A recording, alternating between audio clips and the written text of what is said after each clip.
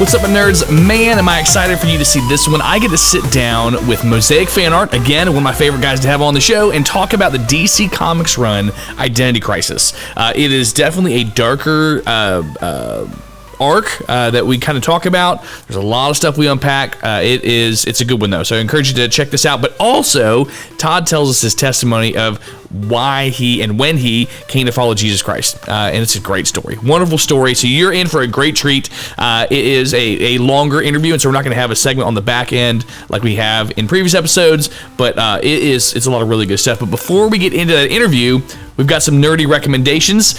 First, watching. Last night, we actually, as a family, just finished watching all the Harry Potter movies. Now, Carrie and I have seen this already, seen all those before, but the kids have not. And so we finished that. And that was a lot of fun. It was one of those things where we had kind of put it on hold because one of my kids, it was a little creepy for them. But eventually they got to a point where they were able to watch it, and we thoroughly enjoyed watching through those again. I have read, I think, the first 3 books. I think I'm ready to start jumping into the other ones, start listening to those. I remember doing that with the Hunger Games, watching and then listening to the books, watching the movies, listening to the books, and really enjoying that. But really enjoyed it, and now I've got a rabbit hole to kind of crawl down to finish all that out. But also, Karen and I have started watching Rings of Power Season 2. We're 2 episodes in, and it's really good. I have to keep reminding myself, that this is based off of, it's artistic license. It's based off of, I think, just the appendices of the Silmarillion. So there's not like they've got a whole lot of source material, but it's been good. It's been good and enjoyable. And we like Lord of the Rings, and so we're enjoying that. I hear that it gets slower here in a little bit, so I may have to amend my recommendation. But if you've not started watching it, check out. If you didn't, the first season was excellent. So if you haven't watched it at all, watch the first season. But I'm enjoying the second season as well. As far as reading goes, on my other show, What's Wrong with These Kids, my brothers said that they both read this book, Z for Zechariah, and one of my brothers doesn't read, hardly anything, and my other brother doesn't read fiction, and so they both recommended a fiction book that was a post-apocalyptic book that I had not heard of, and so I checked it out. And it was a shorter book. They both said they read it in middle school, high school. Z for Zechariah. I don't have the author in front of me, but it was good. It was good. It was a little frustrating for all the reasons that post-apocalyptic stories are frustrating, with the scarcity of resources and people being unkind. But it was a really well-told story. So it's a short read, Z for Zechariah, if you want to check it out. I encourage you to do that. It is interesting. It is interesting kind of how they've set things up. The basic idea is that the main character is in a valley that is untouched by the radiation. Just the way that where it's situated, she's able to stay in a clean environment, which is very similar to Finch, which I recommended last time, where there was kind of an area that was free from radiation. So feel free to check that out. Also, just an update, I have continued to get the Rook and Geiger comics from Ghost Machine, which are it's a new imprint of oh my gosh, Image, new imprint of Image Comics, and so I'm really enjoying those stories. I get a few from Ghost Machine, but those two, I really enjoy those. Are really well-told stories. Rook follows a post-apocalyptic. Earth is kind of crumbled, so they moved to this other planet, and that planet is falling apart as well. And it follows him trying to stay alive, trying to escape. And the most recent issue is really good, where he has to decide, is it going to be fight or flight or both? We'll see. But that was really good. And then Geiger is set in a nuclear wasteland where he and his 2-headed wolf are trying to find a cure. He is kind of afflicted with this sickness where he has all this energy that keeps wanting to be released, and so he has to have these boron rods that kind of stick in his back, and they keep him from transforming, and he's looking for a cure. So those have both been really good. They're probably in their 5th and 6th issues at this point. And the other comic I wanted to recommend was Teenage Mutant Ninja Turtles. Started a new run, and I've really enjoyed it. 2 episodes are out so far. Each one follows one of the turtles, and something has happened that's caused them to all go their own separate ways. And the most recent issue was Michelangelo. And in that, he is a movie star. and so the world knows about the turtles, and so he's doing kind of like Johnny Cage from Mortal Kombat, the Mortal Kombat movie where he was a martial artist and then became a movie star, and there's kind of some stuff that goes there with that. But it's really good. It's really good, and I'm really looking forward to getting the rest of those issues. So make sure you check those out. As far as playing, I don't have anything I've been playing lately. So if you've got a recommendation for that, I would love to hear it. And what have you been reading? If you have something you've been reading that you want to recommend, drop it in the comments below. If there's something you've been watching you want to recommend, drop that in the comments below. Would love to add those to my playlist. We are actually getting ready for a hurricane, so I've got a couple days where I'm going to get a chance to read some more stuff. If we have power, I'll get to watch and play some more stuff. But looking forward to some downtime. Where we are situated, we don't typically get a lot of really bad weather. We get a lot of rain, get a lot of wind, but usually we're pretty safe. So it gives us an opportunity to kind of unwind and rest a little bit, so looking forward to that. But I think that is everything that I've got for you for recommendations. Like I said, if you have something, share it on our YouTube, share it at NextGen_nerd on Instagram. But I think it's time for us to get in the interview, so let's get nerdy. What's up, my nerds? Welcome back. Like I mentioned at the top of the show, I'm here with my boy, Todd Turner, Mosaic Fan Art. I got my original Mosaic Fan Art right there above my head. You can't see it, Todd. Oh, here it is. So glad to have you on here, man. It's been, 2 weeks? Is it 2 weeks since we hung out at HeroesCon, somewhere around there? It has. And I'm not mistaken. Do I see a recaps piece behind you as well? I do have recaps. Where is it at? It's over here. Yep, right there. Which I reached out to him to do something for my dad, and I sent him the picture. He's like, man, that's really detailed. That thing's going to be huge. And I'm like, work out a price, man. I got a bunch of siblings, so there you go. Let me know what it's going to be. At least he was smart enough to say, that's going to be big. Yes. It's so what I sent him was my dad graduated from UF and with his bachelor's and I think his master's from UF. I can't remember if his master's somewhere else, but grew up in Gainesville. I mean, he grew up here, and so I had said the classic Albert the Alligator, like the one when my dad was in college, and he sent back the new logo, and he's like, yeah, I can do that in that size. And I go, no, like I get that, and my dad would probably still enjoy that, but like I'm thinking the classic one. And I sent it back to him, and he's like, whew, okay, all right, well it's gonna be, and so we'll see. My dad is also just set a price. If I can't do it, I'll just say, sorry, man. Yeah, that's a great idea. I can't do it. So we'll see. I said I've got 4 brothers and sisters on that side that we could probably spread that thin, because my dad's the guy who, if he wants something, he buys it. And he never wants anything, and he always tells us not to get him anything. But you can't go to Christmas and not get him something. So you can always buy me comics. Well, you know what? There you go. If my dad had a hobby like that, that would be helpful. But he doesn't. So he gets Gator stuff. I always have somebody go, well, like, what if I've had two responses from people. First was a girl at work said, don't you have all those by now? Which was hilarious. The second was, what if I get you something you already have? I'm like, yeah, then I'd have 2. Yes. Perfect. So HeroesCon, I really enjoyed myself, man. I thank you for having me out there. I enjoyed going. Thank you for coming. I had a great time. After Friday. Okay, so yes, Friday was, yes, I would say Thursday. I would say Thursday was hard. Friday, yes, it was definitely a slower day Friday. Very slow. And Thursday was a challenge. So when you told me what time you were going to be there, I was like, oh, like I figured it would be much later in the evening that we'd be showing up to like unload, whatever else, not knowing how much of a planner you are. I got to learn that this weekend, like how methodical you are on those things. But I thought, you know what, I'm going to get there. Wow. Yeah, that's true. I've never thought about that. You've never really, yes, I am a planner, 100%. Yes. And so it was, it was great seeing that side of Todd Turner. And so I just saw the friendly, hey, buy stuff from me, Todd Turner, and the let's talk about comics, Todd Turner. So it was different. So, but I said, I'll get there at the same time. So we got there at 1:00 and waited 4 hours to get into the show to be able to unload. And I was there an hour before you. I know. I got in line at 12:08, and at 5:40 we started unloading.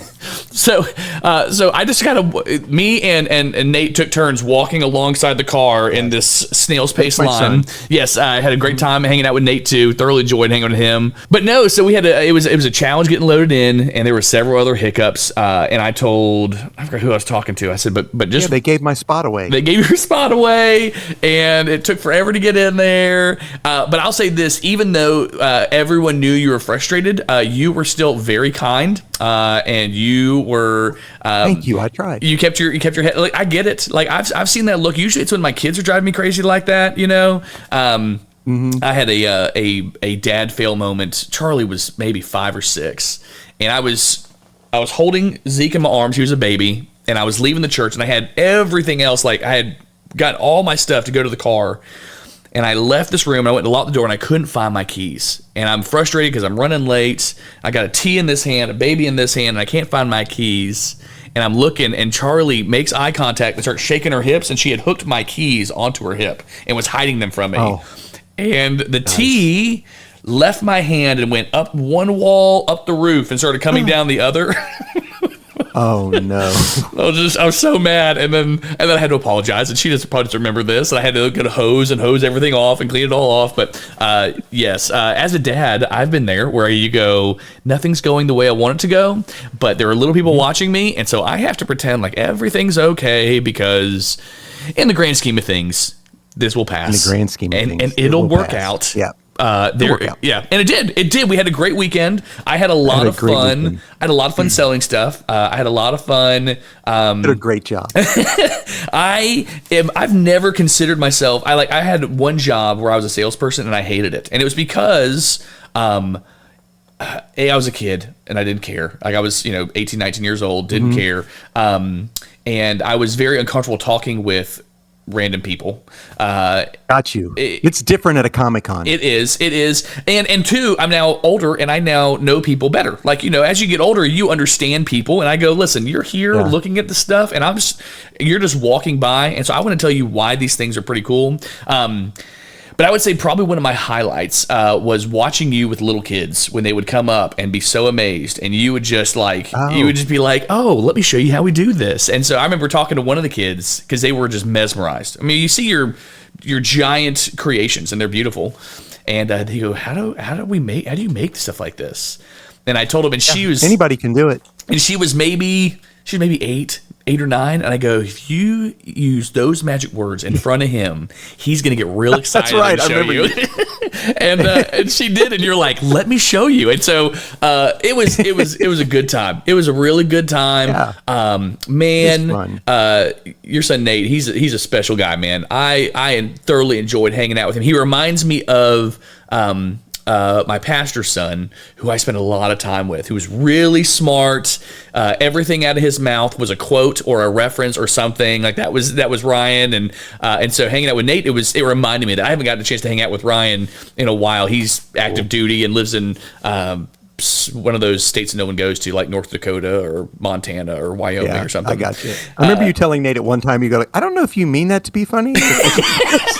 Well, because I don't know. I wasn't sure. I wasn't sure. I think it was. I think he was sharing that he didn't know something. Like, oh, I didn't know that, and I was like, "Are you messing with me? Like, is that what? Are you messing with me? Because you know everything." And so, but it was good, man. I listen. I know I was there to help, but I enjoyed that. I enjoyed being able to hang out and do that. So thank you, man. Thank you, Nate. Nate had actually said, Dad, that was amazing of CJ. He really loves you to come here and spend this time with you. And I was like, yeah, man, I love him too. He's a great guy.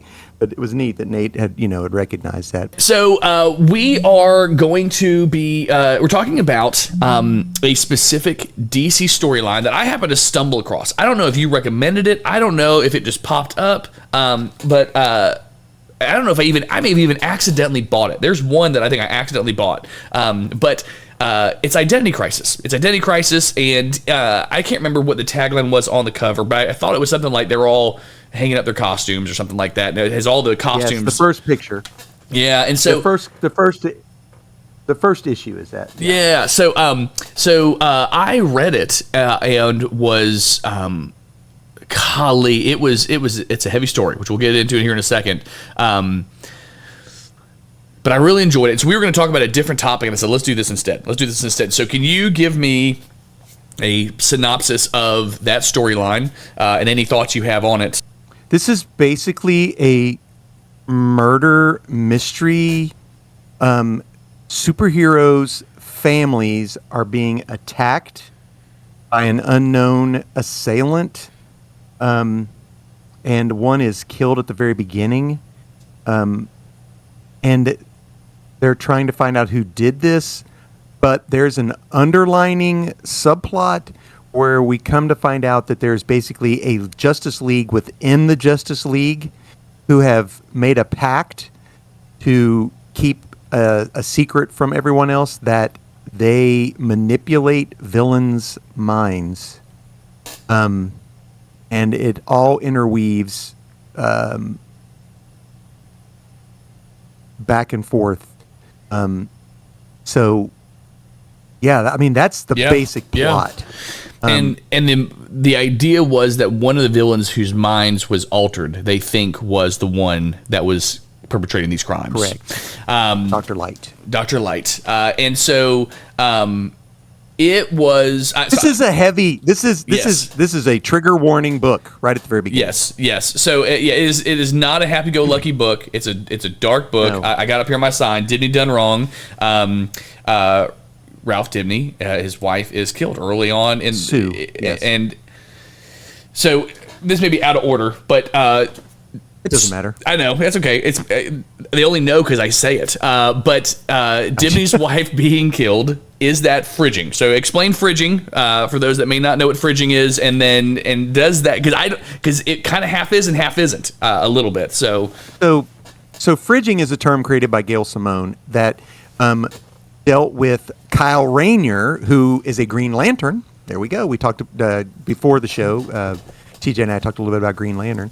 And so what happened was Kyle Rayner's girlfriend was killed and literally found inside a refrigerator. And they built up a female character, killed her just to further the storyline of a male character. And that's where the term fridging came from. So CJ wanted to ask me if I thought that this was fridging, and I don't think it is, because I don't know that it doesn't particularly further the storyline of her man, basically. Right, let's say that. Yeah. And I don't know that it literally furthers the storyline. I mean, it starts the story, but I don't know. I just don't think it fits the definition of fridging. Yeah, I didn't feel that her death was pointless either. You know what I mean? Like that it was that it was cheap. There's a lot of emotion wrapped up as another spouse is attacked. You know, and so like it was a kind of a more group effort there. Right. And two, they keep coming back, and they may have done it in the Kyle Rayner storyline as well, but they keep coming back to the relationship over and over again and what it meant and why they were. Not really. They pretty much dropped that. But the thing about Ralph and Sue is that they are eternally a couple. So Sue is not a throwaway character at all. And, I mean, we get more Ralph and Sue further down the line in DC Comics, but, you know, comics is comics. The only person stays dead is Uncle Ben, so... This is true. This is true. So, okay, so let's come back to the story here. So it follows, or it kicks off with Sue Dibney's death. Sue Dibney is Ralph Dibney's wife. Ralph Dibney is the elongated man. So the elongated... Did you have any... Had you really paid any attention to the elongated man before this? So I'll be honest. The only I knew who Ralph Dibney was because of the Flash TV show. TV show, yes. He's in and there. That guy got in trouble. Yeah, Yes, well, as is wont to do sometimes. Yeah. But I didn't know that there was a Right. difference between him and Plastic Man. I thought that they were Yes. the same guy, but I guess in comics it happens all the time where you have numerous heroes that have the same power set because you only have 13 powers you can choose from, and so you have this. That's true. And so, Right. so help me know the difference between two things: Elongated Man and Plastic Man, and also. If you know the Ralph Dibny from the Flash TV series, is his personality the same as the Ralph Dibny in the comic series? Because here he's very serious. In the show, he's not as much. No. But it could have He been was sort of cocky in the TV show. I thought, a little bit. He actually the Ralph Dibny in the TV show felt like a mix between Plastic Man and Elongated Man. So maybe they didn't know either. Honestly. Maybe they thought it was the same guy too. Who knows? I hope not. Surely they didn't. Surely they did some research. Plastic. Yeah. I am not I know probably more about Ralph Dibny than I do Plastic Man, but Plastic Man is just a goof, honestly. A silly character who's funny and crazy and whereas Ralph is basically considered one of the best detectives. He ranks right up there with Batman, and Detective Chimp is one of the best detectives. So he gets his powers from drinking. He has like something in his body that transforms this ginkgo cola, something like that, and gives him the stretching ability. You don't see him turn himself into balls and stuff like that, right. like Plastic Man does. So really, the Elongated Man's true powers are his deductive reasoning, and he uses his elongation as just an extra part of who he is. But yeah, Brad Meltzer is the writer of this comic book, who writes novels. BT Dubs. There you go. My wife just finished 2 of his books. Something called Lightning. I don't know, but anyway. And he, in one issue, makes you care more about a couple you've never seen or heard of in your entire life. And then just pulls the rug right out from underneath you. Yeah. And, so anyway, that's about what I've got on those No, characters. I like Not it. much. I like it. So, with Elongated Man, do you look at as a Fantastic Four fan? Do you look at him and go, "You are the poor man's Reed Richards," or are you like, is there an affinity because there's some similarity there? No, I don't think so. I mean, I honestly never even. Granted, they both stretch. Reed Richards, of course, is one of the smartest guys in the world. One of the greatest detectives, smartest man, and Plastic Man's a big clown. So, I mean, I guess that's how they are differentiated. But no, I don't think I had an affinity for him because of that. Because I'm a Fantastic Four fan. I mean, the way Rags Morales, the writer, draws him, which his art's a little bit different. What'd you think about the art style in this book? It's a little bit. Yes, I couldn't tell if it was just an older book. Like the style was very different. So I'm going, is this a different era that I'm not used to reading? Because I'm new to the reading, understanding comics. But no, it was different. It definitely was. No, the way he draws him, and I guess he just conveys so much emotion. And actually, Reed Richards is pretty much emotionless. So, and Plastic Man is all silly, all the time. Yeah. So, of those 3 stretchable characters, should we leave out Stretch Armstrong? I don't know. Of those 3 characters, Ralph Dibny conveys the most emotion. Okay. To me. So, especially in this book and in the books that follow where he's involved. Okay. So, so this line is by itself. This is in a separate universe, right? This isn't in the mainline continuity. So it's mainline. It's mainline. Mainline continuity. Mainline All right, continuity. now I got to take some notes. They blow up Firestorm. Yep. Now this is pre-52, so this happened before a new 52 relaunch of DC. Right. But this is is.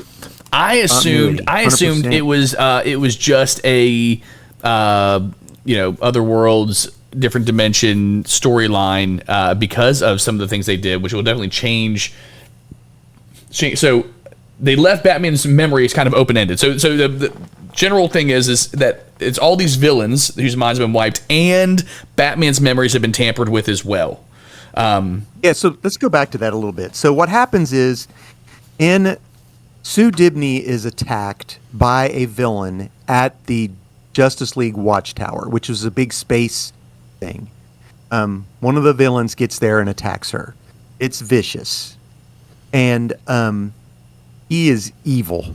I mean, flat out evil. And so what happens is the Justice League at the time come up and rescue her, grab him, and you find out that they used to erase their memory of who they are. Because like these villains all can find out who people are. So they would use Zatanna to erase their memories. But on Dr. Light, he was like, I'll figure it out again. It doesn't matter. And I'll come after each one of you. I see you got a ring on underneath that. Like he goes after the Flash. Yeah. He goes, you got a wedding ring underneath there. I'll find her. And then they beat the snot out of him. And then they decide there are 7 of them. Batman is gone. And they have to vote. What are we going to do to this guy? And some of them are like, listen, let's give him a lobotomy, basically. Mm-hmm. Let's change his personality. Let's make it to where he would never do this again. And it's 3-3. And then, is it the Flash? The Flash breaks the tie, I think. And then they vote to mind wipe him and change their mentality. So that's what Zatanna does. He makes basically Dr. Light a silly villain that they even joke about it, that like the Titans beat him up all the time. Right, he's a chump. But something happens when they're fighting because they're coming looking for him because they think he's the one that killed Sue Dibney, and something happens and he remembers what happened, and they all get a big mind flash of what he saw. And I think it was Wally was like, I saw that, and Batman was in that. Y'all didn't mention Batman. Yeah. You didn't say Batman was there when the vote was taken. And they're like, we wiped Batman's memory. So now, go ahead, ask me that question you wanted to ask. So you wanted to talk about that. Where does that go? They left it open ended there. That his memory, he's also starting to remember. Let me get my pen ready to know what comics I need to buy now to read. Where does that go? They allude to it, and they also allude to it with Superman in this book. And I think you have to really read it really carefully. But it's basically the Green Lantern, BTW. This is probably one of my favorite Green Arrow stories of all time. Okay. I know it's focuses sort of on the Elongated Man, but Green Arrow pretty much tells this whole story. Right. And he basically says, Bruce knows what he wants to know. You know, he lets it be known that I deep down believe that Batman knows. But he allows it. The same thing with Superman, because they mentioned that too. He hears what he wants to hear. Yeah. You know? So the big 3 are not really a big part in this story. They have very small parts in it, but it really focuses around the League within the League. Black Canary, Zatanna, Green Arrow, Hawkman, Green Lantern, the Flash, Elongated Man. It really, around them. But they never really talked anymore about that. Okay. That I know of about Batman, and I really believe that's because they insinuate that Batman already knows. And he knows it goes on. He realized it probably happened to him, and he's just saying, I know. So, I guess too, for Batman to admit that he had been bested would probably be a little bit much for him. Let's pretend like it didn't happen, and then I don't have to point out that it happened to me. Which right, there's a lot of language here surrounding victims and how victims act and how victims respond. There's it's not just physical attacking, but there's some sexual things that are happening there too, and so there's a lot of layered heaviness and mental games. I mean, Lois Lane gets a letter. Yes. Yeah. I know who your husband is, or whatever. Basically, is this the one too? And I'm trying to remember. Mix it all up. Where Drake's dad plays a big part in it. So so there's a lot of layers. So again, if you look at Batman, and Batman knows that this was done to him, but he's going to pretend like it doesn't happen. I mean, that's a standard psychologically trauma victim path to take. It's like, I'm just going to pretend like it didn't happen, because if I really go ahead and start thinking about that it happened, then it happened. And so, I think he's okay with it. He may be. Honestly, because I guarantee you he now knows what happened to him, and he's like, if they're going to do it to them, I'm for it. Yeah. Because, Batman sort of is a little bit on the dark edge anyway, right? This is true. So the one that bothers me the most is Superman. Well, I was going to say it was a Justice League cartoon where the Justice League go to another world, and there Superman has lobotomized Joker and all these other criminals with his laser vision. Just lobotomized them, nice. And so you just got to push Superman a little bit. I mean, he's a Boy Scout until you mess with him, and then it's like, and who knows? I mean, he thought they go after Lois. I'm really glad they're taking care of this. I'm really well. I mean, we had that right, Injustice. Yeah, I mean, that's what you see at the end of the Snyder Cut. Yep. Which I mentioned that on the show with Coker. If you have not watched the Snyder Cut, it's a long thing, but it's broken down into episodes. Like, sit there and watch it. Watch it. So, and by the way, the dude that plays Cyborg had a legitimate beef. You get a great Cyborg story. Yes. Anyway. Yes. No, I'm with you. I'm with you on that one. I think I might have to watch that one again. I'll talk about what I'll talk about my mission with my children this summer here in a little bit, but we'll come back to that. Okay. So this storyline is particularly dark, with no real happy ending. There's not a happy ending here. No. A satisfying ending. So why is it the two happy-go-lucky guys like you and I are drawn into this story and go, this is something different? Why do you think? Well, it hits you with all the feels. I mean, you can't help but. I mean, yeah. I've probably read this, I don't know, 20, 30 times. I mean, it's that good. It is I love how it's laid out. I love how the thought bubbles are different colors for different people speaking and thinking. The art is a little bit different, but I like how it's done. Like, there's a part when after Ralph finds Sue had been dead in his apartment, and his arms are like wrapped completely around her 2 or 3 times, and he's just crying. And then at the funeral, he can't hold his face together. His face starts to melt because his heart is so broken. And then at the end of that book, he turns around and he is mad. And that's, I mean, I actually could put myself in his. And I could be in his shoes. I could feel that. Yeah. That's how I would feel if I lost Kathy. And if I knew something happened to her, I'd be like that. I'd be like, I'd get my friends to get. Well, I'd call my friends and my brothers, and we'd go do it. Yeah. I mean, that's what would happen. And so I think that's part of it. Plus there's so much. So much family in this book, even though most of it is heartbreaking.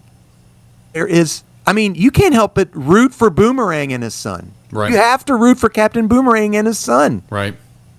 I mean, I didn't want Captain Boomerang to die. Yeah. He gets to meet his son and BT Dubs. Wouldn't a Tim Drake Boomerang son that book would be fun. cool? That would be a lot of fun. I thought about that going, I would like that comic. Let's make it happen. Everybody says Tim Drake's their favorite Robin, so most people. So, yeah, but even that, when Batman is trying to get to Tim Drake's house and his look on his face is like, oh no, it's happening again. Yeah. And the horror because his dad losing his dad, and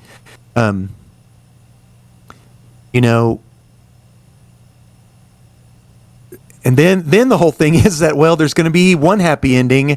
No. We're gonna have a marriage restored, and I don't know. When I read it the first time, I didn't even see that coming. Did you? No, I didn't. I should have. I to be honest, so I thought as it was progressing, I'm thinking, did the Atom orchestrate all these things to bring her closer? I'm going, because is that what happened? Because the way they're describing, I'm going, because he could have gotten in and all those other things. Ray Palmer. No. Mooring. Yes. No, I thought it was the Atom that was doing these things to try and reignite his marriage and draw her closer to him and all those other things. But no, did not see. Didn't see that one coming. And you get it, and you just feel. I felt sick reading those last pages. Just sick. Yeah. And I remember talking to a buddy one time, and I talked about a book I was reading, and I was crying after reading this book, and he's like, it's fake, right? Like, why are you crying for fake stuff? And I'm going, listen, I mean, it is empathy. It is and I'm going, I cry at movies all the time. All the time. To quote Jude Law in The Holiday, I'm a weeper. I weep. That's just what I do. It's like you said, if that were to happen to me, I would feel that same way, And so there is a lot 100%. of there. It's a very emotionally well told story. I think you could strip out, and really any story that you can strip the gimmick out and it still be a great story, or you could strip superheroes away from all of that and it be that same story, and it's a wonderful story. I think that's maybe why I enjoyed it. I mean, it was one of those comics that I'm like, I think I would love for my wife to be able to read this. She won't, but I think it's such a great story. Like, this is one that someone could jump in and enjoy and read. Get her to read his novels, and then, which was funny because my wife was literally reading a book that a friend told her to get. And so she's reading it, and I'm looking, what are you reading? You're reading something, it's by Brad Meltzer. Wait a minute. And I had to go downstairs, and I was like, this guy wrote Identity Crisis. Yeah, get her to read those, and then maybe might pull her in. Who knows? But I mean, this book does have, it also really goes back to like Silver Age to Golden Age comics, because there's a part in it where they talk about how some villains took over the bodies of the superheroes. I don't know if you remember that. That was like a really little short piece. Yeah. And I think there even was like a newspaper clipping up on a wall somewhere.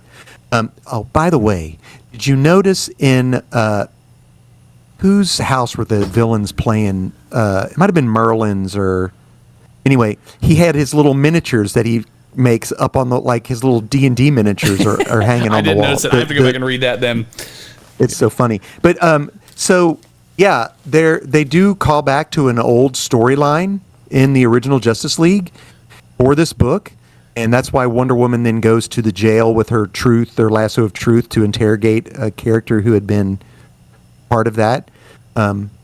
So that's good for old comic book readers. Yeah. So what are some other comics that if someone enjoyed this could jump into, and you go, these are some ones that you would enjoyed? Yes, enjoyed. I did enjoy. I felt sick enjoy, but I mean, it's one of those. It's like eating sour candy. Who really enjoys sour candy? But you go back because of the face. You enjoyed it, Right. Yeah. So you're right.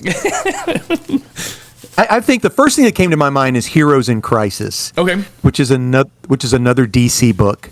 And it is a miniseries. It's like a 10-issue, 12-issue, written by Tom King, who I love.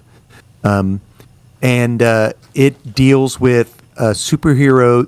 It's a place called Sanctuary where superheroes go for therapy, basically. Okay.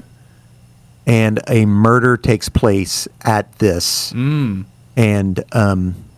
yeah, so very similar. Yeah. And it has long-lasting ramifications, literally, that just got cleared up about maybe a year ago. Okay. All right. So Heroes in Crisis. Yeah. If you want to know what happens with Ralph, because this almost sends him off the deep end. Up to the relaunch called the New 52 of DC, they had a comic book called Countdown to 52.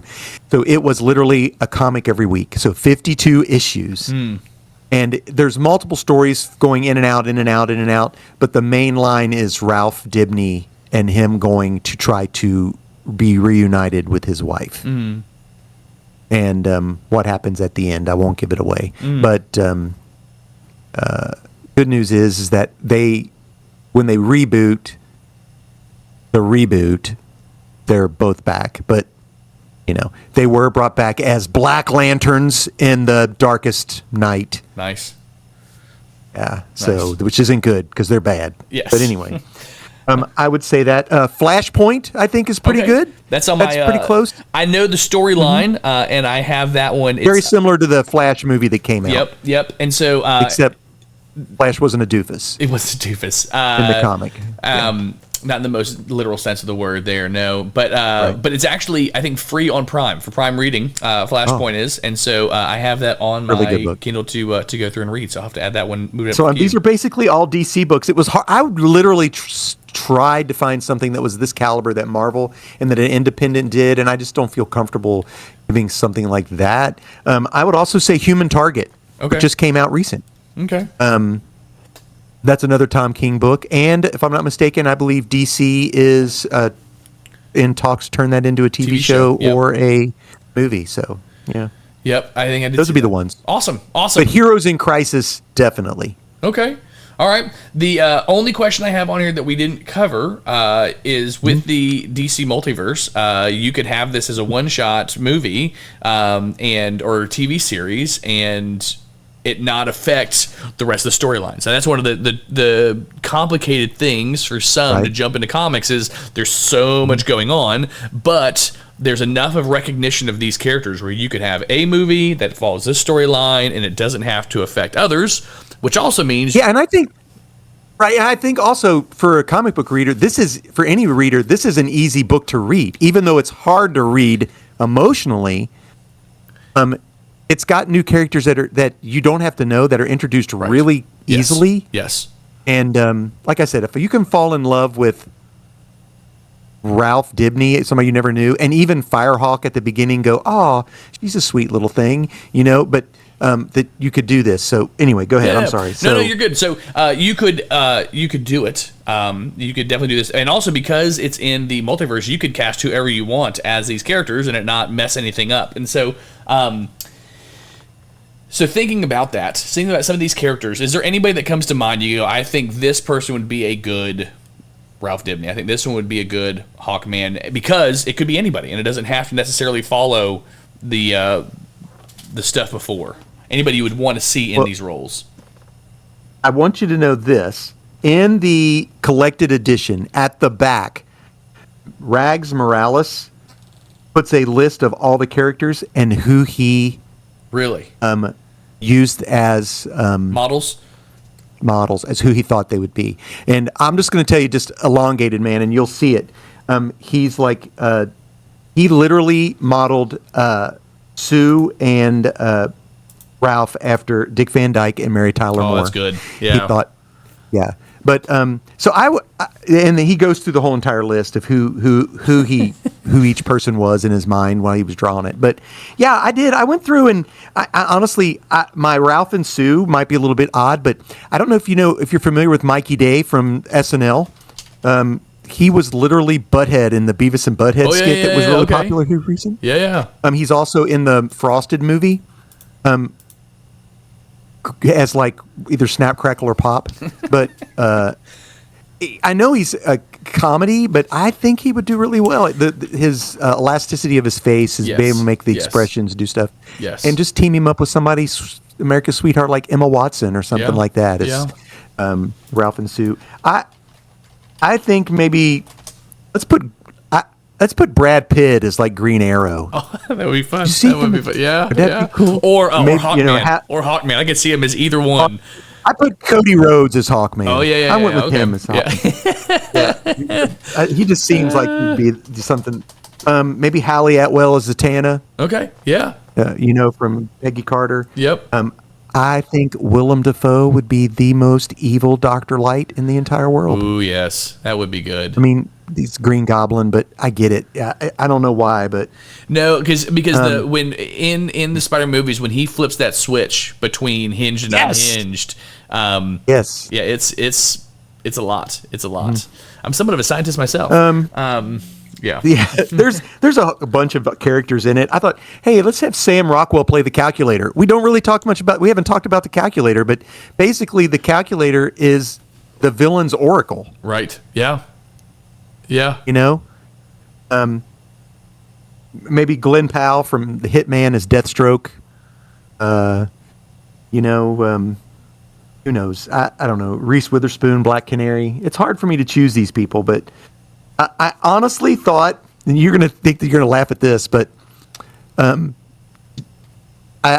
just finished watching. Now I can't think of the daggone show. The video game show where they're post-apocalyptic and they're like in the 50s. Video game. We just watched it. They just put it on Prime. It just finished. Yeah, Fallout. Okay. So I just finished watching Fallout, which I enjoyed. And I thought, let's put Moises Alou as the Atom. Why not? He did great in Fallout, and granted, he's a little diminutive, so I think it would be cool. And this may seem out there, but let's just put Audrey Plaza as his wife. She's freaking nuts anyway.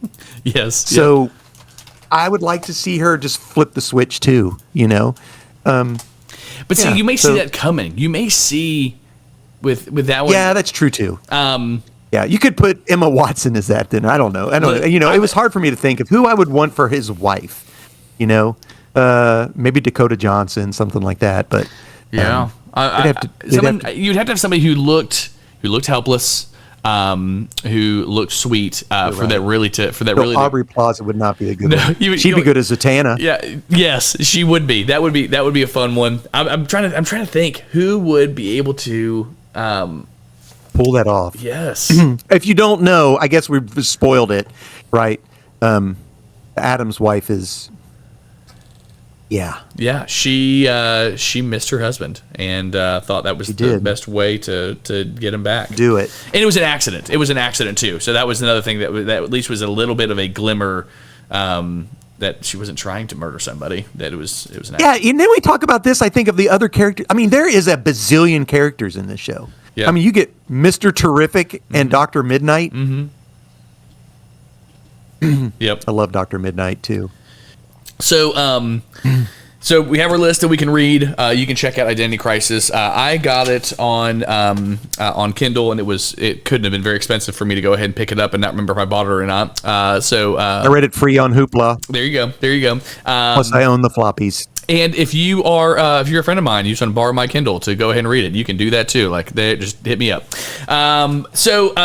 We were talking about some other things that we could have as a kind of closing segment, something to talk about. I hung out at HeroesCon. I got to hear a lot of Todd Turner life stories, some gems.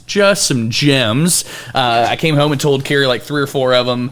I don't even remember what we talked about. So man, so probably my favorite story was one of my favorites. Listening to you talk was why you wanted to become a pharmacist, I didn't. Right, it just happened. The guy in front of me signed up for it, and you didn't know what to do. So you're like, sure, what that guy did. Yeah, I'll do it. Yeah, it works. So heard that story. Shared several stories. I wanted to hear your story of coming to know Jesus Christ when He saved you. What that looks like. Even the most common aspects of those stories are still wonderful to hear. So I don't know when it was. I don't know when you were saved, what that looks like, how you felt. So I would love to hear that story, man. It's so funny because I was watching a baptism just last week before last, and this was a young child, like 6, which is how old I was when I was baptized. And they were saying, this is the most important decision you'll ever make in your entire life. And I was like, she's 6. We don't let people drive until they're 18 in the state of, or whatever, 16. You can't buy liquor till you're 21, and you're making the most important decision. Anyway, this is a deep theological discussion. We can go down the rabbit hole, but I was raised in definitely. Yeah, so I was raised in a small country Southern Baptist church in Northern Kentucky, like all the time. We did it. The church doors were open. We were there, because that's all you had to do, right? There was no internet, no video games, until a friend of mine got an Atari, which was an amazing time. But anyway, so we didn't have Boy Scouts up there. We had the Baptist church had something called Royal Ambassadors, which is very similar to Boy Scouts. And so we were very active in church, like Sunday morning, Sunday night, Wednesdays, anytime. And I made a profession of faith at 6, really young. Brother Ryan baptized me in First 12 Mile Baptist Church in their baptistry. And I lived my life like that. So I've always believed the existence of a God and that Jesus Christ was my Savior. Never really doubted it. And I didn't really live a Christian devoted life in high school. I believed in God. I believed in Jesus, but never once did I think, gosh, I should really be seeking his will for me. I just did what most kids do and just live and do whatever happens. And, this is what my friends are doing. And I think that sounds fun or that doesn't sound fun. And never got rowdy or in jail or anything that. Then we'll fast forward to going to college. And in college, I still wasn't terrible. I did some stuff in college that a lot of people do, that experiment with. I never didn't do drugs or anything like that, nothing crazy. But one day during a winter break, I was back at my church, little old country church, which happens to be, there are very few Protestant churches there. It's a huge Catholic community. Northern Kentucky is where I lived, our county, very huge Catholic community. So we had like a Baptist church, 2 Methodist churches, a Nazarene church right there all together. So the Protestant churches all did stuff together, right? So I was coming out of my church after a service, Sunday service, and another church was coming into our church to use our baptistry because they didn't have a baptistry. So if they wanted to baptize people, they did it in the creek. But it was winter, so no one wanted to freeze to death. So I passed Kathy Dean, who's now my wife, going into our church. And we had been friends all through high school. And like good friends through high school. We went to high school together, my wife and I did. And I was like, hey, what are you doing? Hey, this is this. And she goes, hey, you still in the UK? Yeah. How's the Northern? Yeah, blah, blah, blah. And then that was it. And we left. Little did I know that Kathy was involved in a Bible study called Master Life, which is a super intense Bible study that the Southern Baptist Convention created. And it deals a lot with scripture memory and putting into practice witnessing and praying for people and specific, it's like a huge discipleship type program. One of her tasks was to pray for someone who was a non-believer and pray for someone who is a believer but not living like a believer. Guess where I fit? So she passed me and began to just hammer me with prayer, honestly. And God kept putting us in each other's paths, Kathy and I. And we began to spend time together and do things together. And honestly, I fell in love with Kathy before I fell in love with God, to be honest. And I remember the time when I left her house thinking, man, she's something special. And so I was in a car with her and another friend who had done mission work that summer. They'd been away for mission work, and I was in the backseat, and they were driving. They were talking about their mission work that they had been doing about, with kids and stuff like that. And I remember sitting in the back seat going, I have completely wasted the last 4 years of my life. I have been living for me, and I should be living for him. And I have nothing to show for it. These two women in the front of this car, these young ladies, they are doing what they're supposed to be doing, and I have completely wasted it. I'll never forget that feeling. So that Memorial Day, 1990, maybe 89, I'd have to go back and I was mowing grass at my house where I grew up, and I was like, I stopped the mower and I got down on my knees and I prayed forgiveness, and I asked just to be the Lord of my life, not just my Savior, and that I would do whatever He wanted me to do. And I'm sorry, and that from this day forward, I will try my hardest to do what You have called me to do. And so that's where I really started my faith walk. Was, when I was a sophomore in college. Sophomore in college. So that would have been 88, 89, 89, 88. I can't remember. 88, 89. And so since then, it's not all perfect. Of course. And I still go, well, I wasted that. Like there was a chance and I screwed it up. Yeah. But I'm trying. Yeah. No. That's basically how I came to know Christ. No, I love it. Thankful that, and then I kissed her and she said, how long you been thinking that? And I said, since I left that day. And then she said, I do. And in a moment of fogginess in her brain, and this is where we are 33 years later. So there you go. That's good, man. That's good. So you mentioned early, talking about being baptized at 6, and towards the end of my service at First Alachua, I was over children as well. And so I'd have a lot of parents that would come up and talk to me like, is my kid too young to be baptized? And my wife's testimony, her story is that she was baptized at a young age, but she made this decision because all her friends were getting baptized, and so she did what her friends were doing, not what the Lord was calling her to do. And it was later after that she really came to know Christ. And so she, with our kids, she was very much like, I want to make sure they understand and all these other things. And it may not be right, but my understanding and my counsel typically is, if a young child is saying they want to be baptized, and you've talked to them, and for the best that they can understand, say, hey, we want to do this, I say it's fantastic, and I would say go for it, except unless you plan on no longer sharing the gospel with your children and moving into behavioral modification.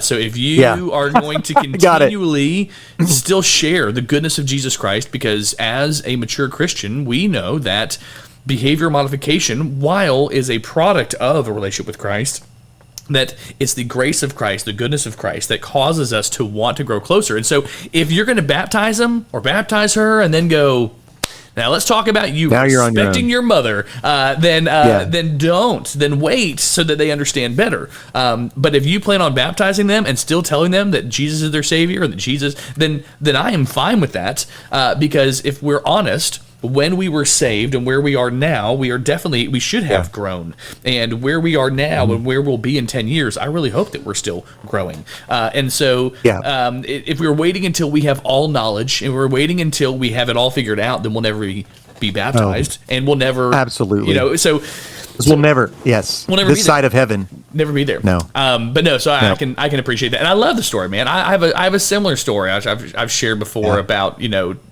pushing God away when He was saying, and I was brutal in college. Listen, we used to have those every college campus has them, those preachers that come and just hellfire and brimstone. And the bad part about it is, and you can probably get that from my children, is that, and my wife, if you spend any time with us, we know the Bible. Yeah. So I was I could eat preachers alive. And my friends loved it. They were like, let's sick him on it. And actually, they in college, this is great. They called me Natus, which was Satan backwards. Okay. Because I was so rough on college preachers. Yeah. But I was like, I don't know. No, I gloat on it now, but it was not good. It was not. It probably was good. Well, I'll say this.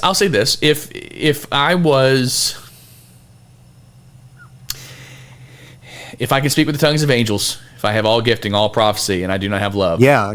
Clang. And so, I mean, I think that there is definitely a need for some Christians to go to their Christian brothers and sisters who are doing that on campus and go, let's talk about this. Like, let's talk about. Yeah, I didn't say let's talk about it. I just. I know. What I'm saying is, it was like a fight. It was definitely needed. A correction was definitely needed. Maybe not in that. Not in the. It was just you were trading one gong for another. It was one gong for another. One gong for another. That's right.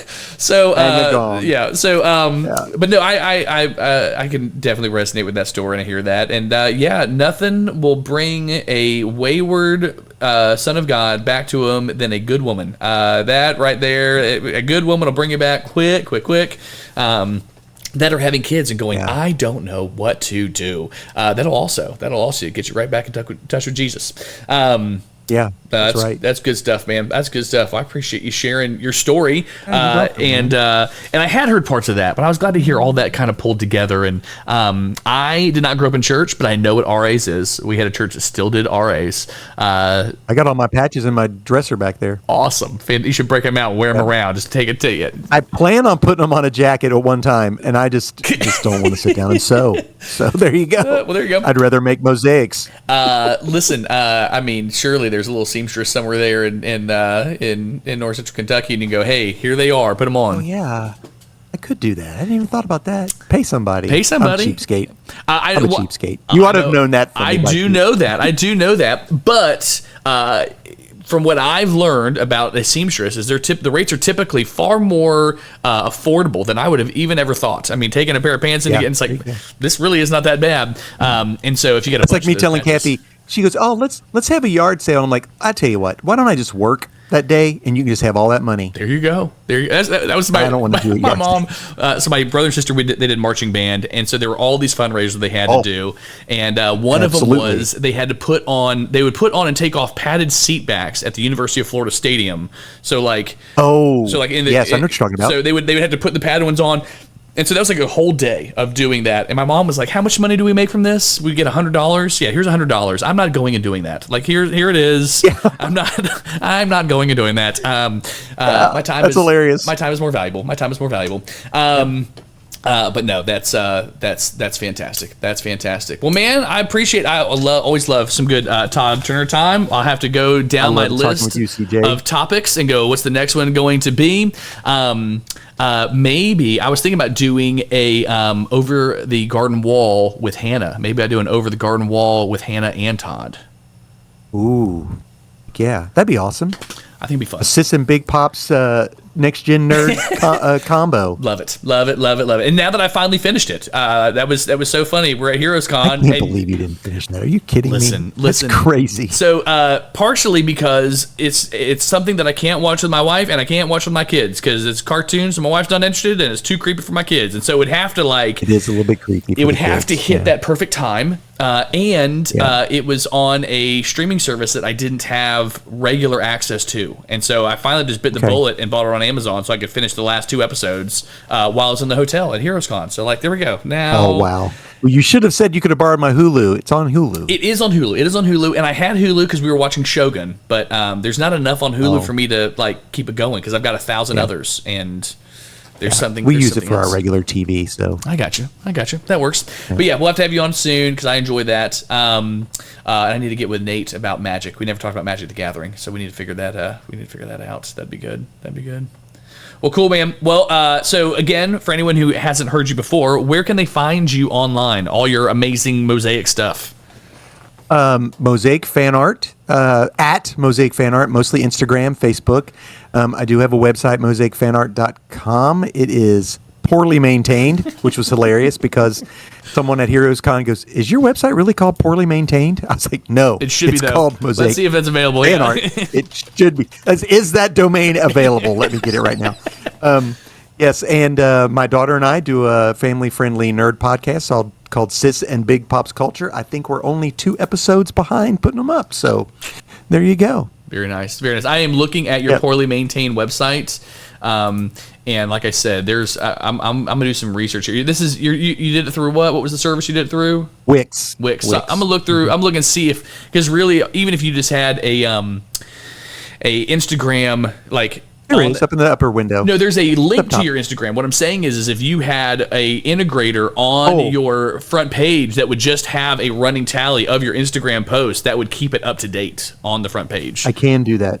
I don't think it's on the front page. I don't even know if it's on. It's not the in the gallery. It's not in the gallery. It's not anywhere, buddy. No. So it's easy to do. It is available. It is. Do that and change your background to black, and it will make your website shoot forward 15 years right there. Boom.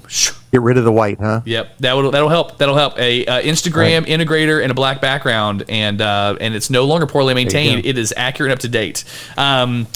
So yeah.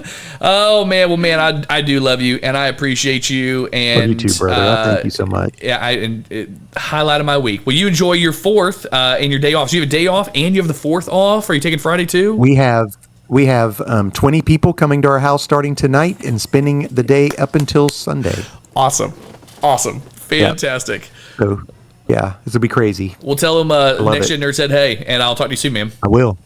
All right. See you, CJ. Well, thank you for spending some time with us. Don't forget to subscribe so you don't miss the next episode, which is a conversation with one of my favorite people. My first friend, mom of Next Gen Nerd himself, Terry Barr. And we're going to be talking about Dune, a book that she got me when I was either late middle school or early high school. We're going to be talking about the Dune books, the Dune movies. I'm really glad that she's coming on. I've wanted to have her on the show for a while because, like I said, she's one of my favorite people. I love talking to my mom. And so she's going to be on next time the next episode, which will be in a couple weeks. If you're watching on YouTube, give us a thumbs up and leave a comment. If you're listening on Apple Podcasts, give us 5 stars and leave a review. That would be excellent. If you head over to nextgennerd.com, you can also share any episode from there to your social media, and we would love that. And in anything that you share, or comments, reviews, things like that, we will definitely read those out on the show. A couple comments from our last episode, Sis and Big Pops Culture. So Mosaic fan art from this show. We were talking about what we would collect if we were traveling the wasteland for Fallout. And he says, I would collect bottle caps from the different places I visited. And I think that's fantastic. You can even put them on like a little safety pin like they did in Up and like wear them as little like badges. I like that. White Fox Plays. This is Seth, my DM for our D&D group. He says, Stormlight Archive. He said, we still need to chat about the Way of Kings book, bro. Pocket Dimension podcast said they wanted more CJ. I'm in. We may have to revisit the Cosmere RPG sometime. I think it'd be a lot of fun. He says, I started with Fallout 1 and that his youth pastor actually introduced him to it way back in the day, which is interesting because those first ones, they're all pretty dark, but I don't know that I would recommend it to one of my kids. But anyways, we enjoyed the first one, which is the only one that I didn't really play. He loved the setting. He said, but after 2, he never played until recently when he got Fallout 76, and we kind of played together as a group. 3 and 4 are on sale.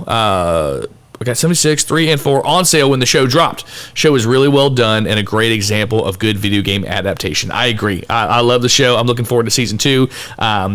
Yesterday, my daughter was playing Sims, and I don't know. Oh, I remember why. Because there's a Victrola that she had playing music in The Sims, and so I turned on Fallout Radio on our Google speaker, and it was playing songs from the game. And so that was fun listening to those. I think I need to play those again. I've got 2 other messages here. Remote Control 44 says good video. Thanks, Remote Control 44, and at Cheerful Puppy SH6EL also says good video. Appreciate it. Thank you. I'm going to go on a limb and say I think those are probably 2 of my students. And so thank you for saying good video. Remember, you share something, and I'll share it on the show. Links to so much more in the show are in the show notes and are available in your podcast app at the bottom of the YouTube video or at nextgennerd.com. And if you want even more Next Gen Nerd, you can find me on Instagram at nextgen_nerd or on X at nextgen_nerd. Well, that's it for this episode, so until next time. Peace out, Seacrest.